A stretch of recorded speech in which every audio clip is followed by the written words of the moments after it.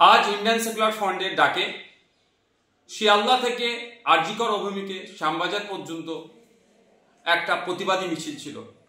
আরজিকর কাণ্ডে ব্যর্থ এবং প্রিয়াঙ্কা হাসদার খুনিদের গ্রেফতার করতে ব্যর্থ, পুলিশি অরাজকতা, পুলিশি নির্যাতনের খুন, স্বাস্থ্য ব্যবস্থায় যে তলানিতে চলে গিয়েছে, আইন শৃঙ্খলা রক্ষা করতে ব্যর্থ রাজ্যের পুলিশ মন্ত্রী ও রাজ্যের স্বাস্থ্যমন্ত্রীর পদত্যাগের দাবি নিয়ে আমরা এক প্রতিবাদী মিছিলের ডাক দিয়েছিলাম।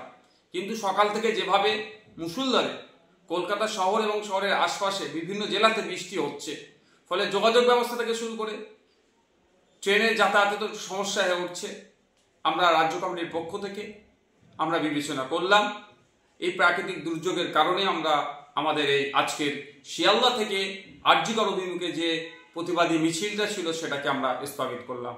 অতি শীঘ্রই পরবর্তী তারিখ আপনাদের জানিয়ে দেওয়া হবে।